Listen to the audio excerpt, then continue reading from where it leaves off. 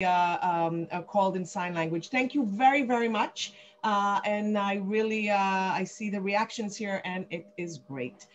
Our next speaker, when we're talking international webinar, it is very important that we make sure we remember that not all countries are in the level of accessibility or technology as the countries that we might know. Some are more advanced, some are less advanced, and it's very important to always bring the entire picture.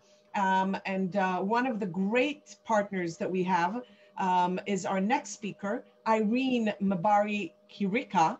Irene is the founder and executive director of Enable from Kenya. I can tell you that Irene is the first one that I participated in a international webinar digitally after COVID hit all of us. And you set the bar and it was amazing. And I'm very, very happy to hear from you. Irene is also has a company called Technoprise. It is the first people approach to empower organizations to design and build digital products and services that are inclusive to all and are aimed at resolving some of the challenges people face in Africa and other developing countries. So Irene, we'd love to hear your thoughts after really such amazing speakers. Give us another view of this, please. Thanks, Mikhail, for the very, very kind introduction. Can you hear me? Okay, great. So thank you so much for the very kind introduction. And it's very exciting to listen to all the speakers and sort of see the advancements in technology. And of course, for some of us, we sit and watch and wish for some of it. So I'll sort of just give a snapshot of what Africa looks like, because Africa is definitely open for business. So, and I'll start off with Africa is the youngest continent in the world, with about 60% of the population being below the age of 25. So definitely, Africa is definitely poised to be one of the largest global markets in a few years, because just based on the average age of Africans, as well as the population. There's approximately 80 million people living with disabilities, and this does not even include the elderly. So there's definitely a huge need for accessibility. And I'll start off by saying that accessibility is a very new concept in Africa. Most of us don't even know how to apply it. We don't even understand it. We don't even know what it means. But the beauty of it is that the continent is excited about the topic. Organizations are beginning to understand the need. They're beginning to understand the conversation. And the other beauty of it is that we've had a lot of disability champions in the continent for a very long time, but also people were not listening. And now because of COVID, people are listening. And then because Africa is rapidly digitizing, especially in mobile technology, there's internet penetration. Now people are becoming more conscious about the products and services that they're providing to the market. So, but we still face a lot of challenges. We are still very, very young when it comes to accessibility. And one thing for sure that we all know is that many companies today globally are very interested in the next billion users. That's what most companies are working towards. And when you think about that, think for a moment about the type of digital products and services that they can build for this type of market. And of course, Africa is a huge market by itself. Some of the challenges we face, as I mentioned first, is that local companies don't understand accessibility.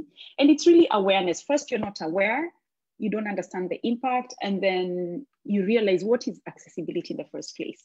And a good example I'll give is we recently did a project with the Kenya Bankers Association in Kenya, and about 7 banks participated.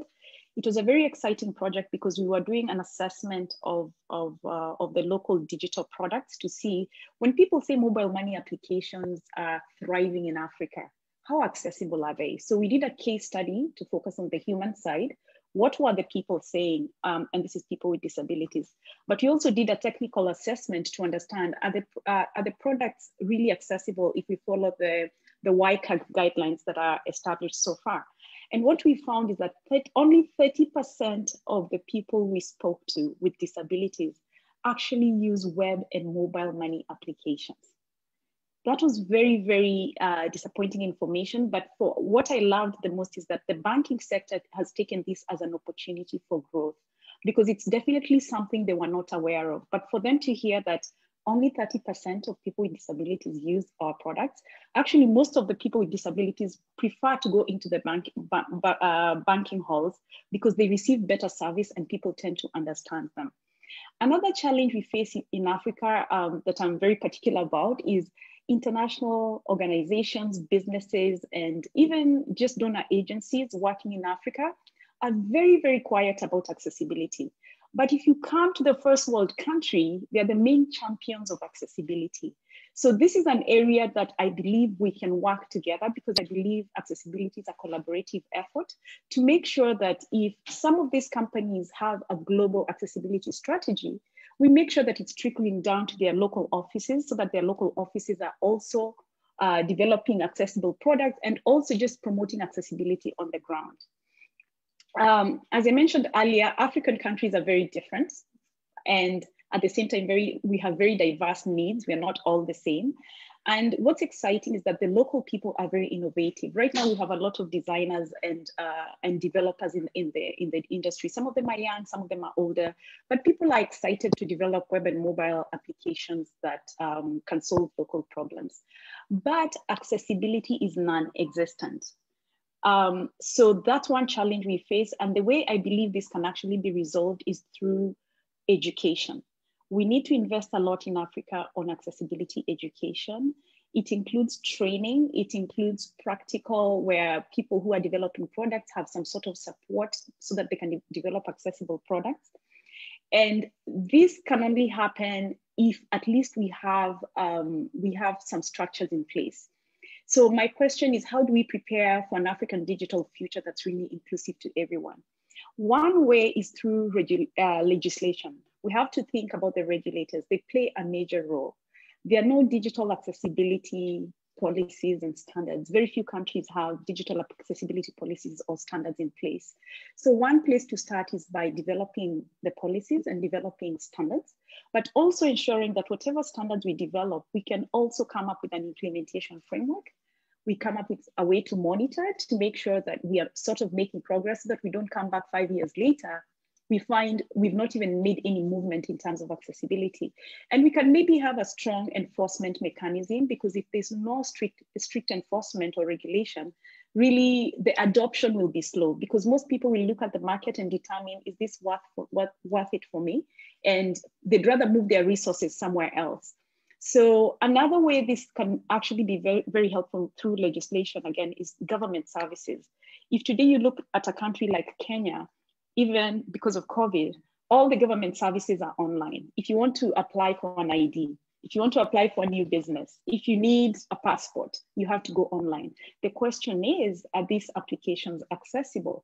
And this is important because if there's legislation, even the government will ensure that as they make investments into all these e-services, they're only procuring accessible, they're only investing in accessible services.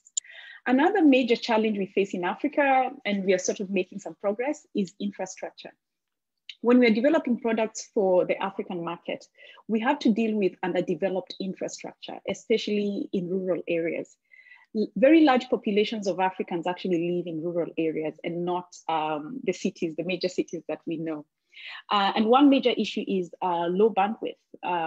Most people, some remote areas don't even have coverage for 3G or 4G. I know some people are talking about 5G, but let's go back to 3G and figure out, can we even make it available to some communities? So how I think of it here is maybe the government can include some strategies for connectivity during development. And a good example is if they're laying down infrastructure for especially road construction or road networks, they can include a strategy for connectivity as part of that package, so that at least the communities can get connected. And another challenge we face is actually the cost of devices and all that stuff. So a good one is a high population of Africans actually use feature phones. And we know that with feature phones, you can't access a lot of mobile applications. So this is an area that's very critical, especially for people with disabilities. We know that a smartphone is very, very critical. At the same time, most of these devices are very expensive for people in Africa. So we need to come up with a way where we can reduce the cost so that people can have access to devices that can allow them to access information. As I said, connectivity, still very expensive on your mobile phone and even at home. It's not, you can't compare to the first world where it's a bit cheaper. So that's something local people are still struggling with. Another way maybe we can come up with a solution is private sector, especially as I mentioned, international organizations. Private sector companies should make sure that their global accessibility strategies trickle down to the people on the ground. Let's make sure the offices in Africa are equipped with people who understand accessibility so that as they work with the local market, they're also able to sell accessibility as part of their products and services. We also believe that we can work with the private sector to inspire developers and designers in the region to embrace accessibility, because this is very, very critical. And even just the companies themselves making a commitment to make sure that their own products and services locally are fully accessible. Because what you find is some products are very accessible for companies here. When you go on the ground, you look at the same company, it's a whole different story. So I think it's more so of a company-wide commitment to accessibility. Another solution we can have is education. As I said, in Africa, we need to understand what is accessibility? How do we even apply it?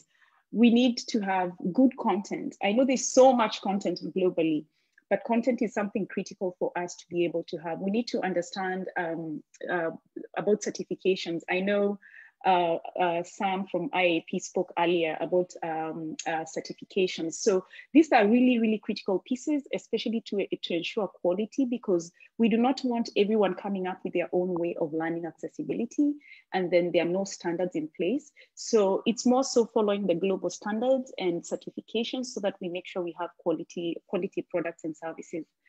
We also are, employers play a critical role, because one of the other things you find is that employers have a lot of products, digital products, both web and mobile, for their employees.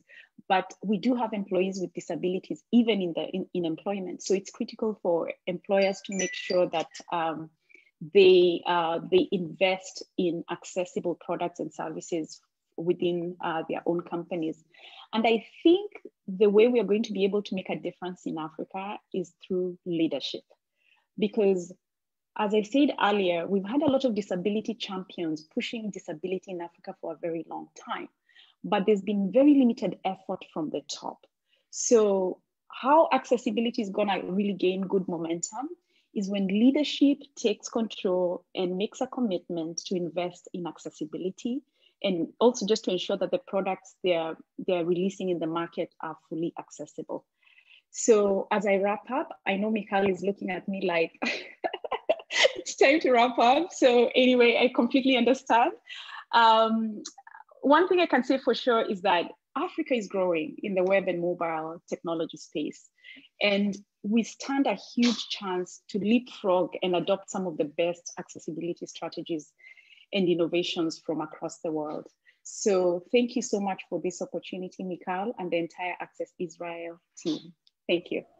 Irene, thank you. And it's always amazing to hear you and hear your insight and your amazing, amazing work. Thank you very much. And we're continuing. We're partners in this. So I have no doubt we'll continue to do good together. So